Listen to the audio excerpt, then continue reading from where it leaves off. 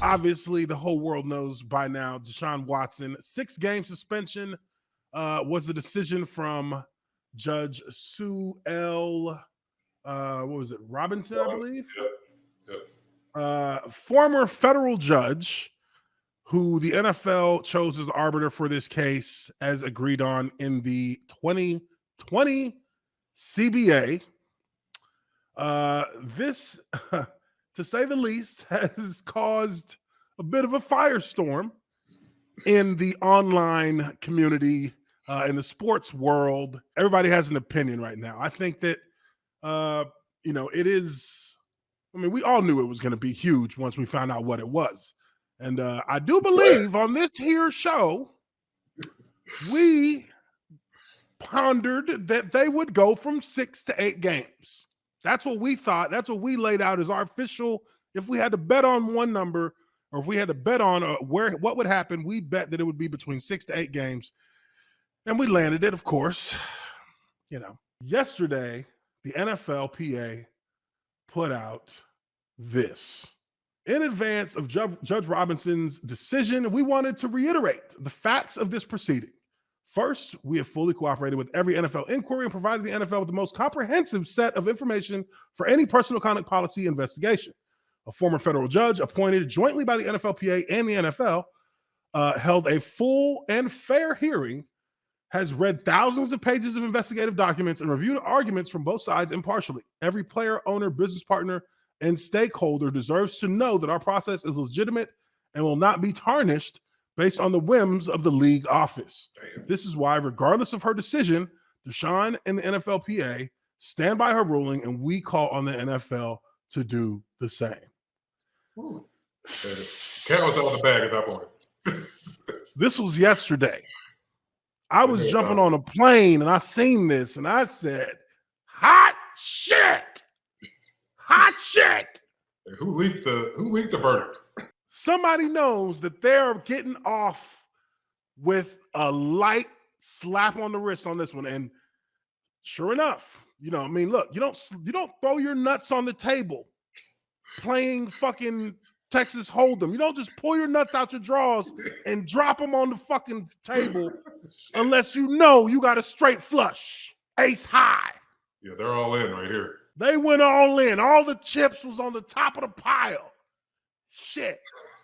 This is a day before it comes out. So at this point, this decision is not going to go the way that some people want it to go. Deshaun Watson gets 6 games. Now, this is how I want to do this. So me and Justin are we're gonna take this step by step, because this is all we're talking about tonight, folks. It all depends on how you want to look at this in terms of your opinion from your emotional side, or from your opinion understanding what the collective bargaining agreement says in regards to how this is supposed to be handled. Because it has changed. And there's a reason why it has changed. It's changed because Roger Goodell has been wildly inconsistent with how he handles punishing players. Many times giving cats way too much. Many times cats are getting hit with way too hard of penalties. Josh Gordon is one name that immediately comes to mind. This guy's career has been ruined by Roger Goodell. Now, look, he made his decisions. He has an alcohol problem. We all know that. But every time he messed up, he got hit with the indefinite again. He got hit with an indefinite. When it's like he's trying to recover, you keep knocking him off. You keep keeping him away from the thing that's probably the best for him, to be in a team setting where he has a support system that can help him get through this situation in his life. And you keep hitting him with indefinite suspensions. So we've seen Roger Goodell overextend and overpunish guys. And it's like, and then you see other guys like Tom Brady, who cheated in the playoffs. He fucking cheated. The Patriots cheated. And you know what they got fined? They got caught cheating. And that was a year that they almost went undefeated. They got caught cheating, red-handed. $500,000 fine, and the tapes have been destroyed. Nobody knows where they are. Yes, cell phones destroyed, all type of shit, tampering with evidence. Tom Brady destroyed his phone. The FBI said that. No biggie. They said this motherfucker destroyed his shit the moment that he heard that the laws was getting involved. Didn't Ray Rice get like a 2-game suspension initially? Hold on, we're gonna get there. Okay. We're gonna get there. I'm trying That to one remember right there. That's how that played I mean, out. come on. I don't know what to tell you, brother. Yeah, I mean, it just goes to show that, punishment has been all over the place. The punishments have been all over the place. Ezekiel Elliott, he got 6 games for an accusation. Yeah. He didn't get charged with nothing. Roethlisberger got 6 games for an accusation that had the videotape from the security recordings of that bar not disappeared overnight. He likely would have been in jail, or he would have been arrested and charged with rape. Probably would have happened. Yeah, it was down somewhere in the middle of Georgia. Some Georgia. That's where. That Georgia. He was in Georgia. He one was of them playing for Pittsburgh at the time. But it was somewhere. One of the colleges here. He had the one that I remember. But this guy, he got 6 games. That's just then Ray Rice. One woman. Ray Rice was on camera knocking his girl out. I mean, hey, ain't nothing anybody can say. That's what we saw. He dragged her. I mean, come on, it was brutal. He beat her up, dragged her out the elevator, and the NFL initially they were like 3 games. Yeah, he had his whole elbow in the cookie jar, like Vince Carter in that bitch. I mean, people were like, "What?" Excuse me. Moving into the decision phase of this, we have and we're going to go through the actual decision. It's about 16 pages. Mm-hmm. Let me see here. We're gonna cut through it. We're not gonna read every line, but we are gonna go through this thing because hey, if we're going to sit here and give you our perspectives, we might as well base them on things that are actually true, rather than comparing them to things that don't really compare fairly in the situation. Like, for example, a lot of people are pointing to the Calvin Ridley situation, and they're comparing the Calvin Ridley situation to the situation with Deshaun Watson. And I think that is ignorance. And that is butthurtness and bringing up a whataboutism. Because let's be real. If you want to get to the real, if you want to be really real about this, son, if you want to be really real about this, those are 2 completely different things that have nothing to do with each other and ain't comparable in any way. And if the NFL had to pick which one meant more to them, Calvin Ridley's would mean more to them by a Brooklyn mile. All day, every day.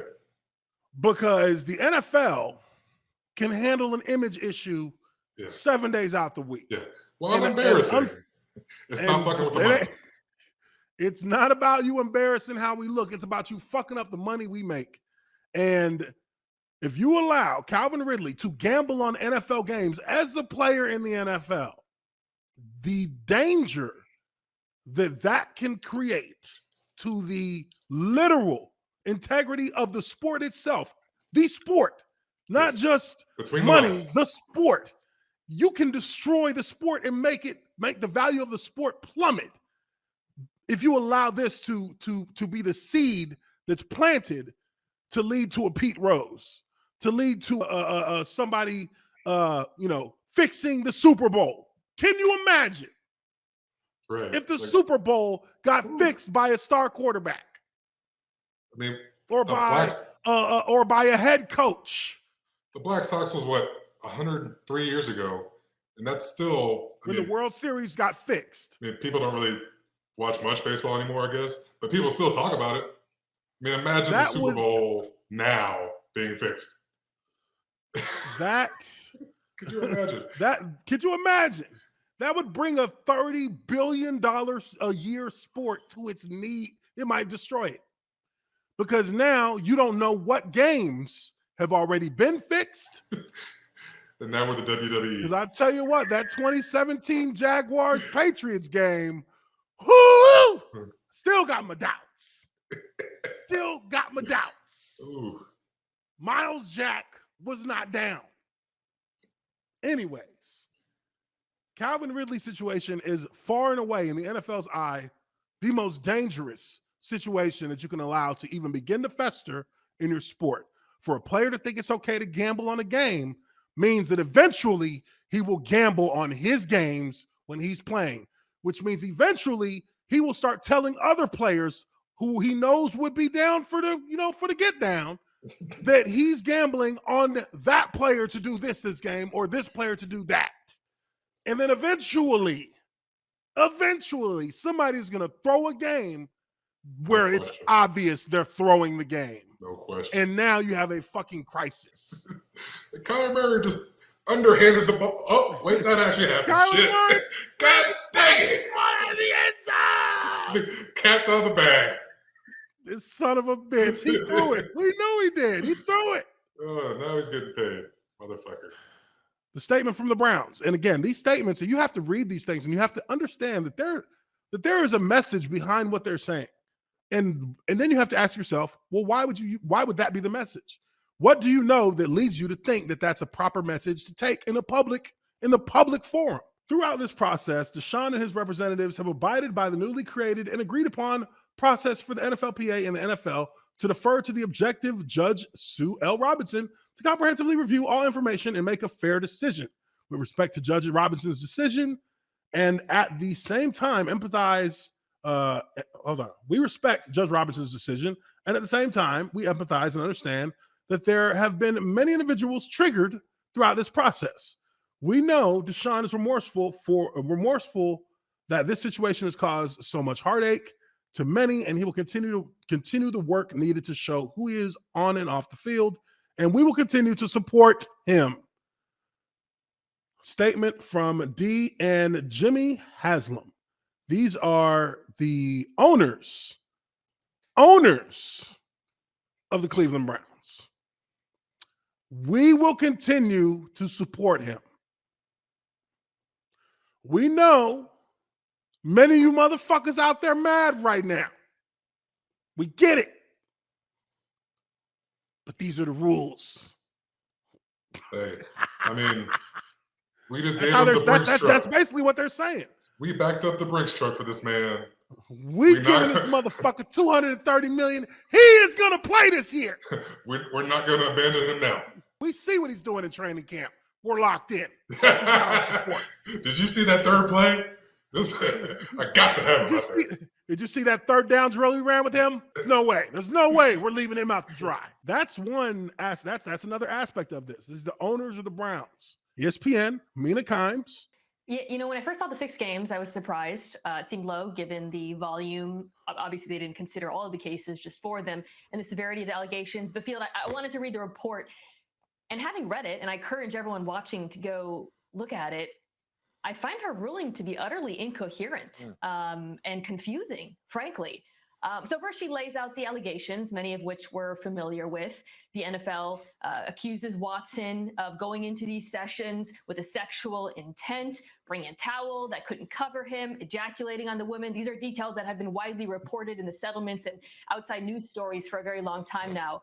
What is more significant to me was her own findings. And as Adam laid out, she found essentially the NFL proved its case that Watson did engage in unwanted touching, that he knew it was unwanted, that the NFL met the burden of a civil suit to prove sexual assault took place. She calls his behavior predatory and even says he can only work with in-house massage therapists from now on. I find this incredibly difficult to square with her ultimate conclusion, which was based on Preston, but also her own interpretation that what took place was not violent. Field, the CDC defines sexual violence as sexual activity where consent is not freely given. I don't understand how she felt. The behavior she lies out in painstaking detail did not meet that standard. And I suspect many people who know victims of sexual violence, who have been victims themselves and survivors, probably feel the same way today. Do judges go to the CDC for their schooling? Why wouldn't she know it's that? A good thing that CDC's definition of sexual violence isn't the legal definition of sexual violence. And I mean over the last 2 years. Disease control. Hey, if I'm looking at the last 2 years, the CDC is not a good... CDC has had a lot of trouble defining what anything means nowadays. Fuck the CDC. I don't have to do anything they Let me say. tell you something. Hey, CDC is not who I would go to when I want to know what the definition of sexual violence is when my life may be on the line for this shit. Give me the legal definition, the one that they use to put motherfuckers behind bars. Give me that definition, please.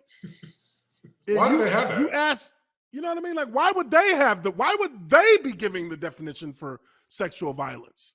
I mean, it sounded good when she said it, but when you think about it, it's like, well, wait, the definition of a B block to a football player and the McDonald's employee are two different things. Yeah. They're not the same. They might be the same words, but they're not the same. Okay, so I know she has a point, but I think just I understand what her point is. The way she's sitting there doesn't, it also, you know, I wouldn't say it doesn't make sense. It just doesn't apply. Yes. So, you know, I understand what she's getting at here. But I also, like I said, look, you have appointed a former federal judge to apply her legal knowledge and legal philosophy to the facts of this case. And she's given you the legal side of it. The moment that the head coach of these Cleveland Browns comes out of practice when this decision came out, him not having any goddamn idea what's going on. I mean, this is 2 days we're talking about, right? Well, yeah, I mean, he's like, wait, what the fuck is these questions? Like, he doesn't know what happened. He just got done breaking the team down. Right. They're walking off the field. He's still thinking about 2-minute drill. He's still thinking about how they fucked off that last drive on 2 minutes. And this is what they have to say to this man when he comes off the field. Like, he knows what happened yet. This poor like, bastard. He knows, only thing he knows is the decision. He doesn't know anything about what the details of the document says. But here, let's listen to his reaction to the situation as it began to unfold in real time. Yeah, Jeff, we have our plan, and we'll stick to that again until more information becomes available. Kevin, when you say you believe that Deshaun's working to become the best version of himself, I guess why do you believe that? Dog, I'm trying to win games. I'm trying to win games. I don't give a fuck about any of this. It's like, hold on, what? What is this? What are you asking me here? Like, I don't have the power. Because he said that he's trying to be. That's what he told me. Like, that's what he told me. and he's out here practicing. He didn't do that last year. And he knows if he does it again, he's going to be fucked. I mean, that's kind of how justice works. You know, I punish you now so you don't do it again. So exactly. We'll see. I mean, fuck, if he does it, we'll probably find a way to get our money back. So we're 13 seconds into this shit, and they're already asking doofus ass questions. I'll let Deshaun address that. Ashley, I think that's fair to let him speak for himself. But I think just in my time with him and being around him, I've seen a person that both publicly and privately said that he wants to be the best version of himself. Kevin, in the report, Sue Robinson detailed that the massage therapy sessions have to be handled within the club. The therapist you will be working with, is it male or female, and how are they feeling given the allegations?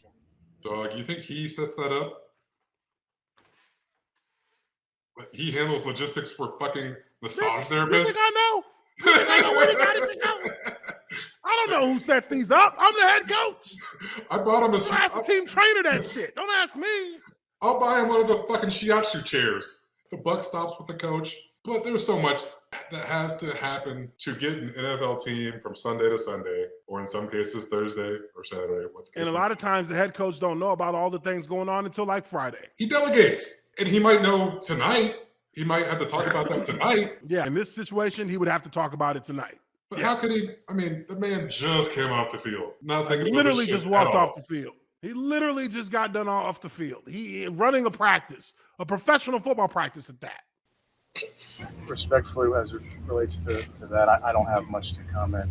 I haven't been able to read all of that, but I'll make sure that we will make sure that everything that is agreed upon is followed. Kevin, I don't know if relief is the right word or not, but is there some comfort in that you kind of know what you're dealing with now, that you have it? There is a number in mind while it could change. Yeah, I think, Tom, all along, like we've talked about, I've tried to just be where my feet are and operate with the information that we have available to us. So, this process is not my process. So it's agreed upon by the PA and the NFL, and all I can do is respect it. Kevin, So, of course, the media is kind of all over the place themselves because they just want blood. They want some blood. Right now, a lot of people want blood. And I mean, I get it. I get it. The dude's a fucking scumbag. We know this. He's a scumbag. He's more than likely done some foul shit, but at the same time, This is America. That's not illegal. this He's is a scumbag. America.